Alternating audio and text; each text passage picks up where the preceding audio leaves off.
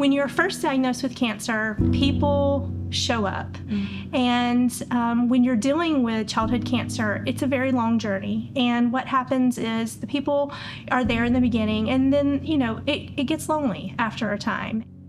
I think a lot of people think once you get to that point where you're no longer in active treatment, that you're just done. And what I can say from living for the past 35 years after my cancer diagnosis is there are a lot of things to consider that most people probably would not realize.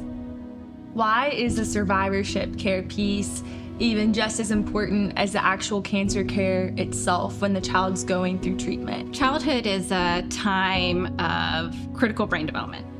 And we know through research that there are certain types of cancer treatments, like certain types of chemotherapies, radiation, even just prolonged hospitalizations that can affect how the brain then grows and develops. We know these things and so can early identify them as someone who might be at risk for developing some of these challenges later on.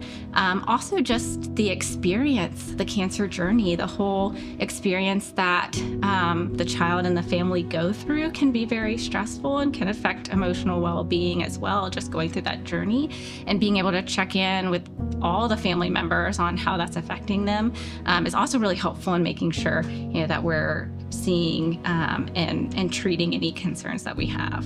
One of the things that often happens when we think about both our thinking skills, our cognitive skills, and our emotional feelings is a lot of times those aren't visible. And I think that's really why it's so important because as you know, survivorship starts at diagnosis and goes on for life. And with all of the amazing medical treatments and advances that we have, most children diagnosed with cancer will be long-term survivors, which is just amazing.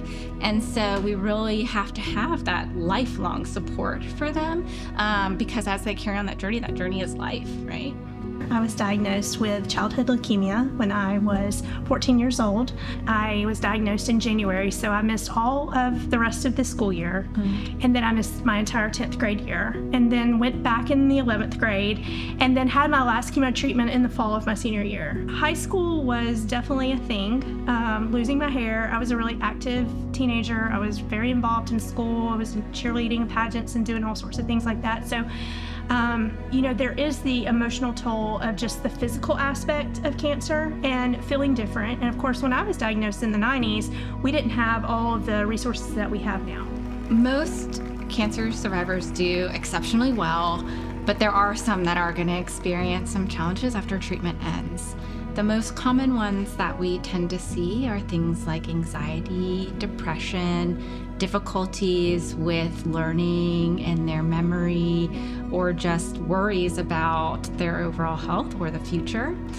Some of the things that sometimes can become unexpected is what we call cognitive late effects. And it's a term that really says that sometimes we don't see these things emerge until later in survivorship.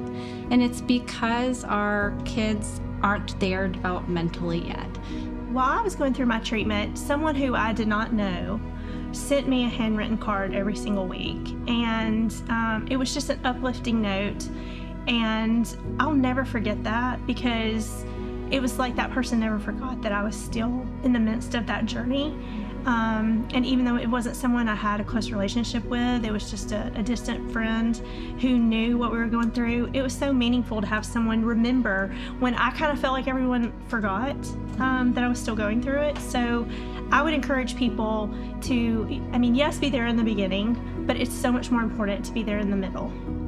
And at the end of it, of even when they get the cancer-free news, of helping them get back to school and finding that new normal, because I feel like there's life before cancer, there's life during cancer, and then there's life after cancer, and that's the piece that oftentimes is missing from the puzzle. You move past beyond the pain into just the healing, and again, the gratefulness and the opportunity to use your story for good. Yes, I'm never going to have that day where I don't remember, but it's not going to always hurt. We just encourage people to use their story to make a difference and and be there for people. Be there for people who are going through it, and be that person to uplift someone who is facing hard days.